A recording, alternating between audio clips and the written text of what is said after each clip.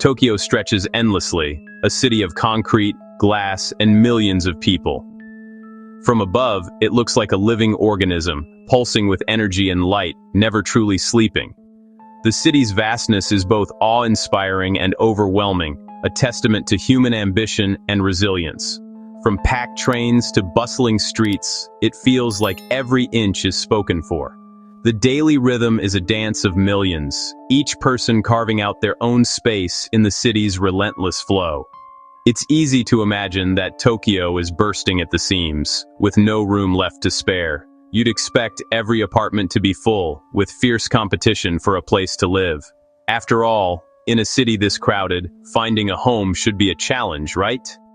The demand for housing seems obvious, and the supply should be stretched to its limits. But here's the twist. Tokyo is full of empty homes. Behind the glowing facades, countless windows remain dark night after night, hiding a secret that few outsiders expect. In a city where space is precious, thousands of apartments sit vacant for years. Some are abandoned, others simply never find tenants. These empty spaces are scattered throughout the city, often hidden in plain sight. It's a paradox. Amid the crowding, a silent crisis of unused space. The contrast between the city's density and its emptiness is striking, raising questions about how Tokyo really works. The housing crisis here isn't about scarcity, but about homes that people don't want or can't use. Many of these apartments are outdated, too expensive, or simply don't fit the needs of modern residents. This contrast reveals how Tokyo is changing and what its people, especially the young, really want. Younger generations are seeking different lifestyles, new neighborhoods, and more flexible living arrangements, leaving behind the old ways. Understanding this puzzle is key to understanding modern Japan.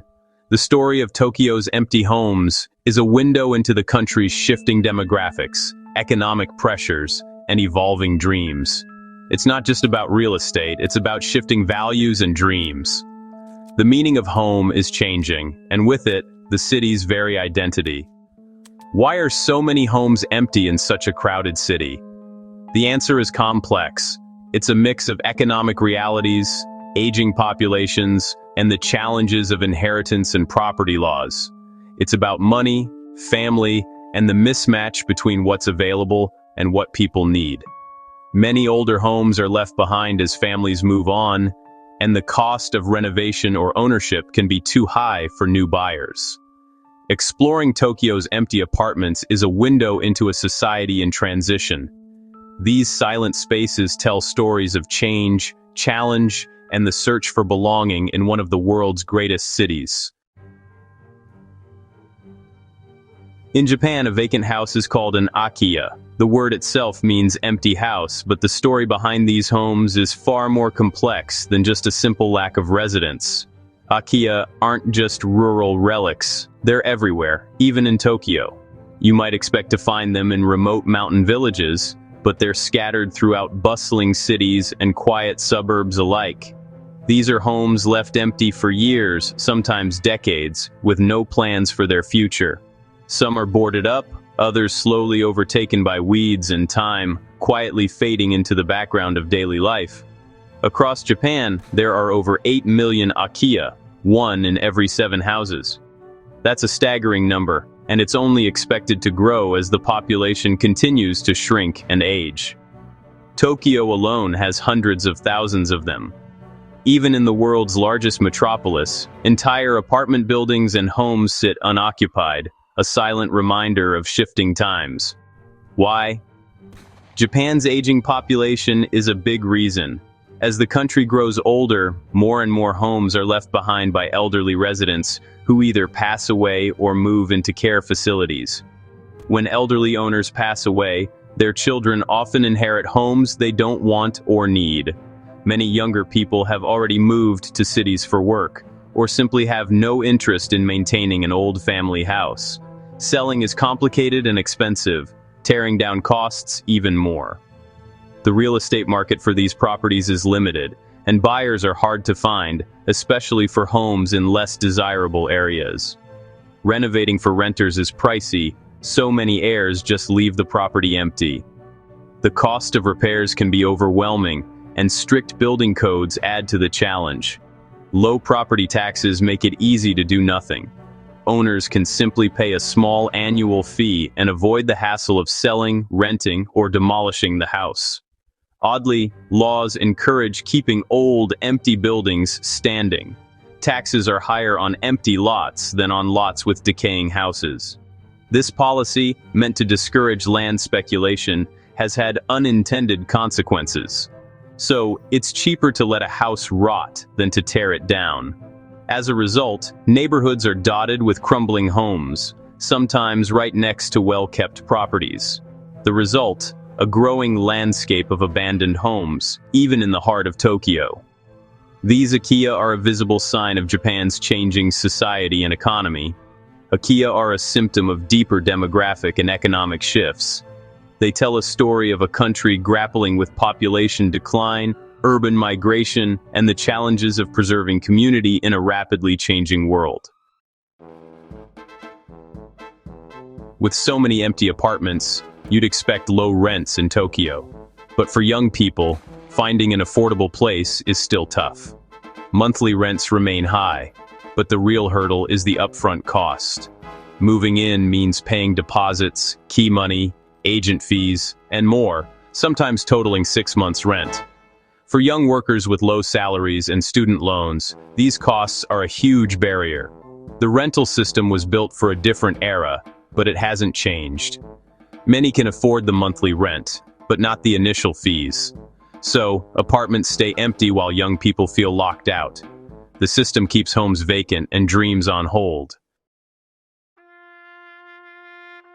Many Tokyo apartments were built for a lifestyle that's fading away. During Japan's boom, homes were designed for nuclear families, multiple rooms, suburban locations, long commutes. Today, young people want something different: smaller, modern spaces in lively neighborhoods. Fewer are marrying or having kids. Many work flexible jobs and value experiences over space.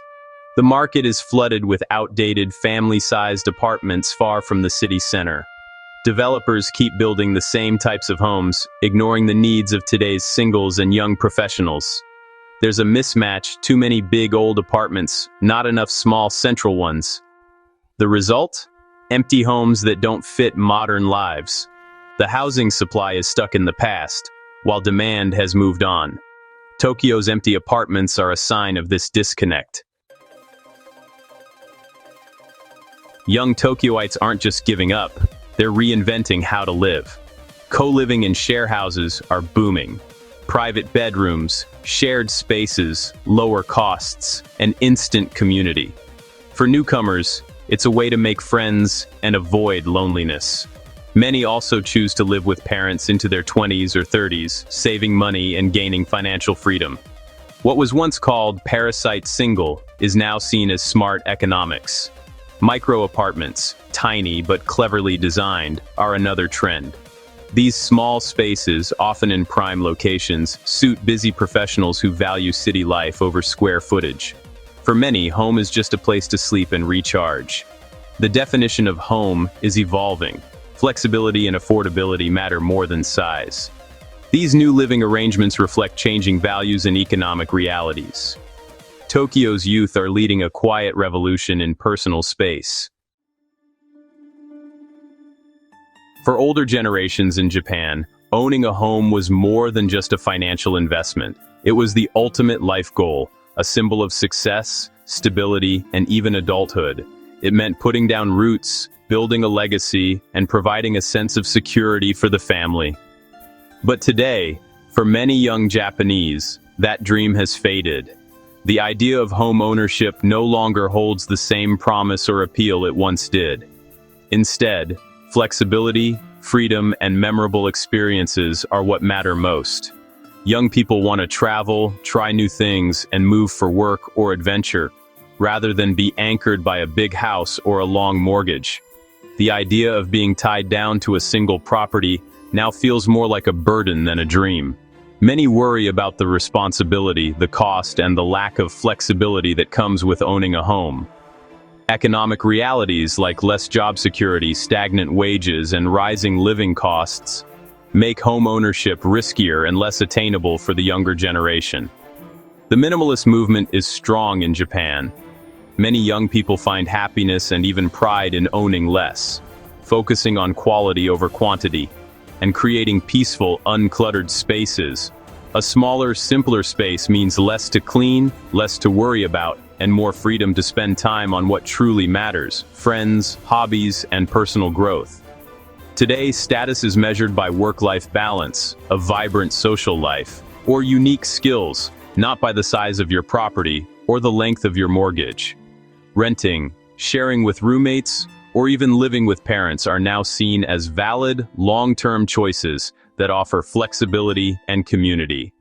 The new dream is about owning your time, your freedom, and your experiences, not just your house. Young people aren't rejecting the idea of having a home, they're simply rejecting homes that don't fit their evolving lifestyles, values, and ambitions. Less space, more life. That's the new philosophy. It's about making room for what matters most. The meaning of home is being rewritten, one small, intentional space at a time. Old Japanese homes were built for the nuclear family. Parents, kids, shared spaces. But today, single-person households are the norm in Tokyo. People marry later, have fewer children, or stay single. The standard family of 4 is rare. Society is full of singles, couples without kids, and elderly living alone.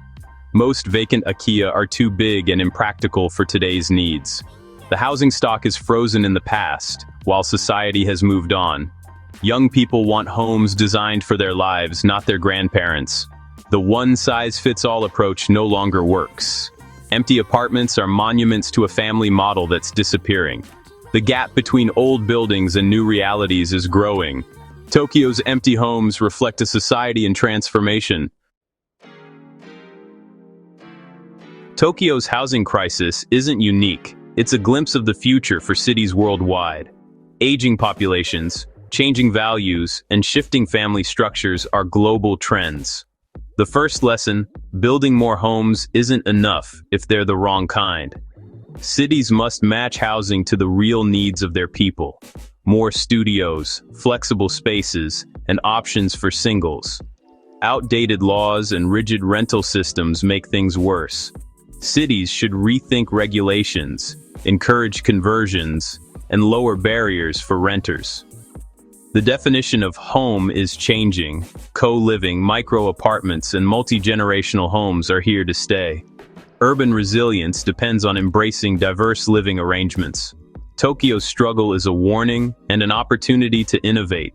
Cities that adapt will thrive. Those that don't will face empty homes and frustrated residents.